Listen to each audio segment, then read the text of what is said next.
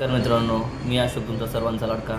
आज आपण बोलणार आहोत पॅन कार्ड सरेंडर कसं करायचं ह्याबद्दल जाणून घेणार आहोत. एक पॅन कार्ड आहे आपल्याकडे, दुसरं पॅन कार्ड काढलं आहे, तर दुसरं पॅन कार्ड आपण सरेंडर कसं करायचं ह्याबद्दल जाणून घेणार आहोत. काही लोकांकडे दुसरे 2 पॅन कार्ड असतील, म्हणजे पहिलं पण काढलेलं असेल, दुसरं पण असेल. पहिलं असताना त्यांनी दुसरं पॅन कार्ड काढून घेतलं, म्हणजे आधार पहिल्यांचे लोक कसं जे विदाउट आधार कार्डचं पॅन कार्ड काढायचे पहिले.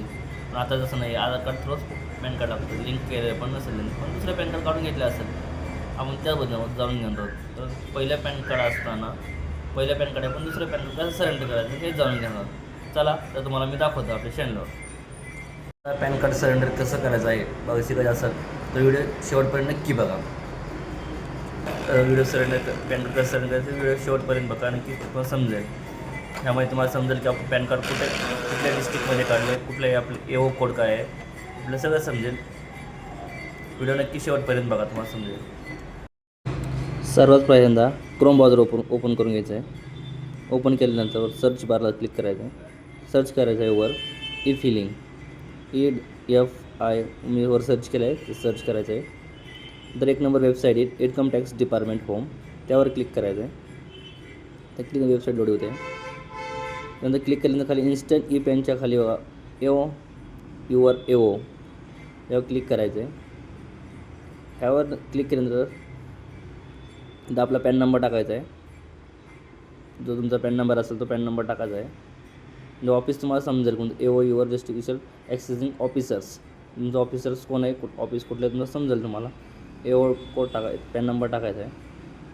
तुमचा मोबाईल नंबर टाकायचा पुढच्यात.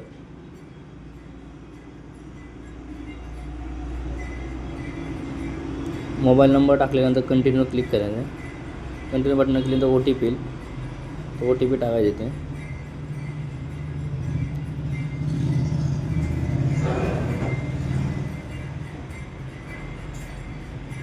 OTP टाकल्यानंतर पुढे येईल, क्लिक करायचं valid OTP valid button click करायचं आहे. व्हॅलिड बटन क्लिक केल्यानंतर तुम्हाला दिसेल area code, AO type, range code, AO number, circle restriction, building name, email ID. असं तुम्हाला समजलं असेल की एरिया कोड PNE म्हणजे एरिया कोड PNE म्हणजे पुण्यातला इथला आहे. AO type, range code, AO number, tax pay restriction, building name, email ID. त्याचा असा अर्थ होतो की तुम्ही तिथे पॅन कार्ड काढलं आहे, तर म्हणजे त्याच्या एरियाचा कोड असतो तो. तुम्ही समजला त्या एरियाचा कोड, तुम्ही त्या ठिकाणी जायचं. तुम्हाला जाऊन तिथे तुम्हाला सबमिट करावं लागेल पॅन कार्ड. असं ऑनलाईनचं सबमिट करता येत नाही आहे. ऑनलाईन सबमिट करता येत नाही. तुम्हाला टॅक्स पेअरला इन्कम टॅक्सच्या ऑफिसला जाऊन त्याच्या एरिया कोडमध्ये जो कोड आहे तो त्या कोडमध्ये जाऊन तुम्ही तिथल्याच ठिकाणी जिल्ह्याच्या ठिकाणी जे तुमचं इन्कम टॅक्स ऑफिस आहे त्या ठिकाणी जाऊन तुम्हाला पॅन कार्ड सरेंडर करावं लागेल. आधार जे पहिलं पॅन कार्ड आहे, सेकंड पॅन कार्ड काढलं असेल तुम्ही तर ते सरेंडर करावं लागेल.